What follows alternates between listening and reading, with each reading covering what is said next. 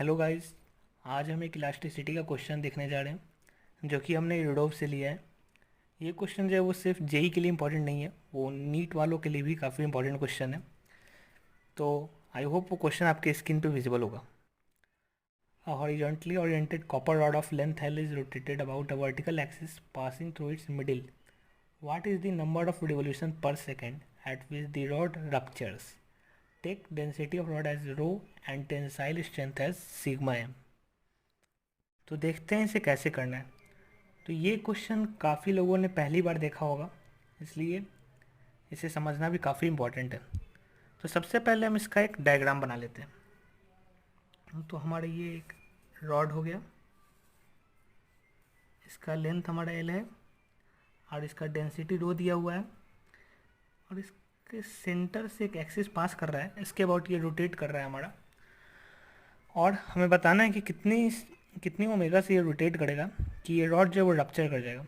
तो इसके लिए हम क्या करेंगे, सबसे पहले हमें इसके लिए एक एफ बनाना होगा। तो पूरे सिस्टम का तो एफ बनाने में काफ़ी प्रॉब्लम हो सकता है, क्योंकि इसमें फिर आपको पता नहीं है किस पॉइंट पे से आप पूरा सिस्टम देखते हैं।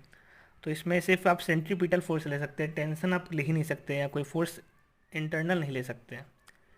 इसलिए हम इसको बाइसेक्ट करेंगे सेंटर से ही, जिससे सिमेट्री मेंटेन रहेगी। तो ये हमारे इस रॉड को बाइसेक्ट करके लिख देते हैं। तो ये जो है इसका लेंथ हो जाएगा L/2 हमारा, और इस पे एक टेंशन T लग रहा होगा। क्योंकि ये रोटेट कर रहा है, तो अब ये रॉड है, वहाँ पे आपको पता है टेंशन और पुलिंग फोर्स है। तो यहाँ पे हमने बाइसेक्ट किया है, तो ये जैसे इधर इसका सेकंड पार्ट ये हो गया, इस पर भी एक टेंशन इधर की तरफ T लग रहा होगा। और ये जो टेंशन है, अब चूंकि ये रॉड रोटेट कर रहा है, तो हम उसमें एक्सट्रीम कंडीशन लेते हैं, जिसमें ये जो टेंशन है वो इक्वल हो जाएगा हमारे सेंट्रीफ्यूगल फोर्स के। तो इनिशियली क्या होगा, यहाँ पे एक टेंशन लग रहा है T, और ये जो पूरा रॉड है क्योंकि ये रोटेट कर रहा था, इस पर एक सेंट्रीफ्यूगल फोर्स लग रहा होगा इस डायरेक्शन में। अब क्या होगा, इनिशियली ये जो टेंशन है वो सेंट्रीफ्यूगल फोर्स को बैलेंस कर रहा होगा। एक टाइम आएगा जब सेंट्रीफ्यूगल फोर्स जो है वो टेंशन से एक्सीड कर जाएगा, मतलब टेंशन जो है वो इतना सफिशियंट नहीं रह पाएगा कि वो इस सेंट्रीफ्यूगल फोर्स को बियर कर सके, तो रॉड जो है वो रप्चर कर जाएगा। तो हम एक्सट्रीम कंडीशन लेते हैं जहाँ पर टेंशन जो है वो सेंट्रीफ्यूगल फोर्स के इक्वल हो। तो टेंशन जो हो जाएगा, अब सेंट्रीफ्यूगल फोर्स कहाँ लगेगा, तो ये L/2 है, इसका मास को हम m मान लेते हैं। टोटल रॉड का मास m था, तो इतने दूर के मास को हम m/2 ले लेते हैं।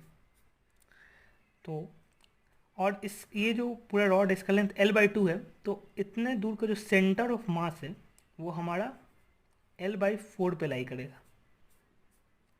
तो सेंट्रीफ्यूगल फोर्स जो है वो सेंटर ऑफ मास पे एक्ट होता है, तो ये L/4 डिस्टेंस पे एक्ट लगेगा। तो इसका एक्सप्रेशन हम लिख लेते हैं। टेंशन जो है वो हमारा हो जाएगा, सेंट्रीफ्यूगल फोर्स क्या होता है, m⍵²r, तो m/2 ω² L/4 which is equal to m⍵² L/8। ये हमारा सेंट्रीफ्यूगल फोर्स हो जाएगा। अब जो टेंशन है, इसे हम सबसे पहले हम देख लेते हैं टेंसाइल स्ट्रेस क्या होता है। टेंसाइल स्ट्रेस जो होता है वो क्या होता है, वो सिंपली स्ट्रेस है।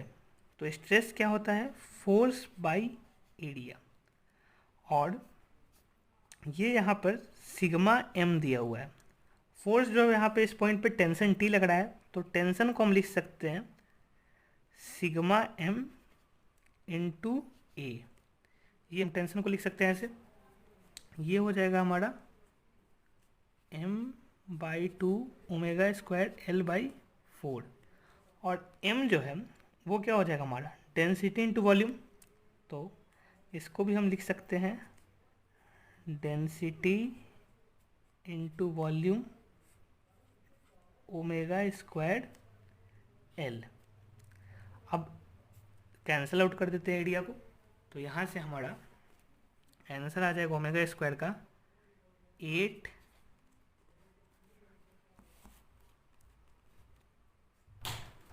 Sigma m। तो यहाँ से हमारा ओमेगा आ गया।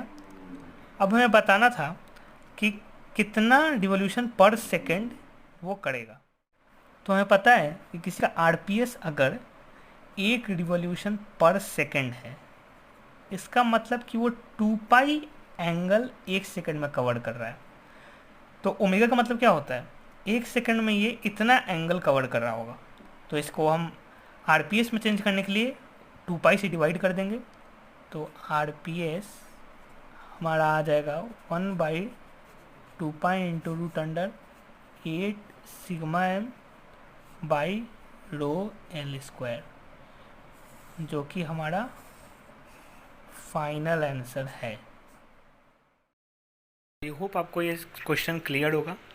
तो अगर आपको सॉल्यूशंस रिलेटेड कोई भी डाउट हो तो आप कमेंट सेक्शन में मेंशन कर सकते हैं। और अगर आप हमारे चैनल पर नए आए हैं तो हमारे चैनल को सब्सक्राइब कर दें और इस वीडियो को लाइक और शेयर कर दें।